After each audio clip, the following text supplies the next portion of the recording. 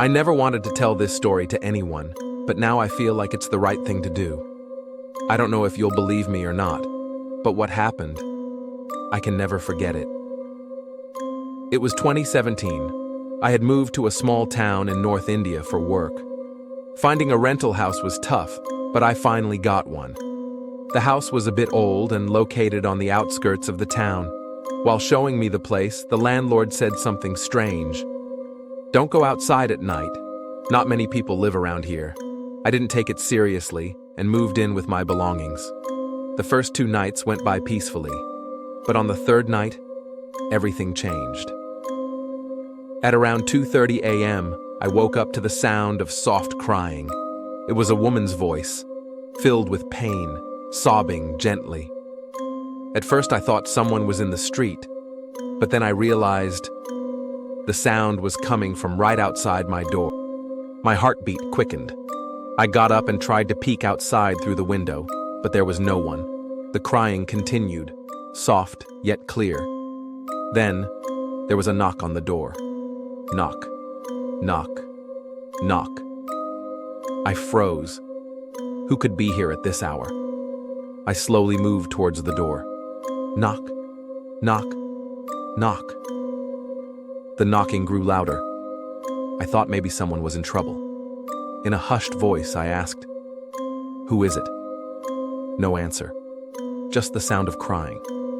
I didn't have the courage to open the door, but just as I turned away, a cold gust of air rushed through the room. The window was shut, and there were no gaps under the door. So where did this cold come from? Then, I felt a presence behind me. I quickly turned around. Nothing. But then, right at the bottom of the door, I saw wet footprints. The next day, I couldn't bring myself to talk to anyone about it. I convinced myself that maybe I was imagining things. But the next night, it happened again. The same crying, the same knocking. This time, I gathered my courage and peeked through the keyhole. What I saw made my breath stop. A woman in a white sari, disheveled hair, head bowed, sitting right outside my door. But her face wasn't visible. My entire body went numb. I was about to step back when she slowly lifted her head. Her eyes were black, no eyelids. A faint smile appeared on her lips, but it wasn't comforting. It was terrifying.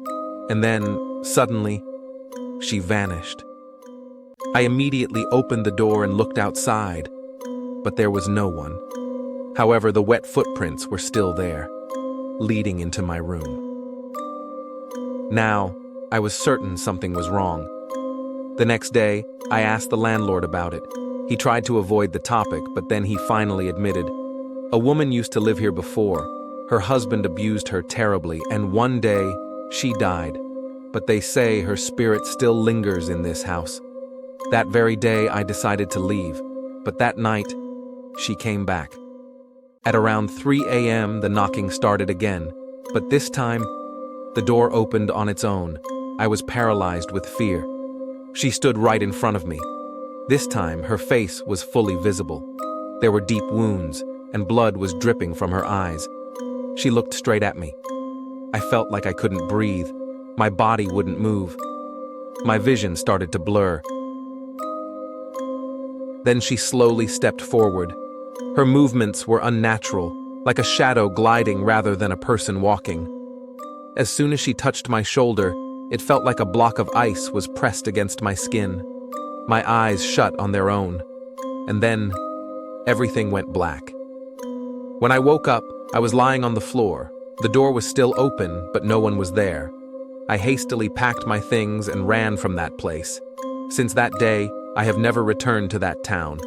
But sometimes, when I'm alone, in the middle of the night, I still hear the faint sound of a woman crying. And when I look into the mirror, sometimes, I see a shadow standing behind me. Is she still looking for me?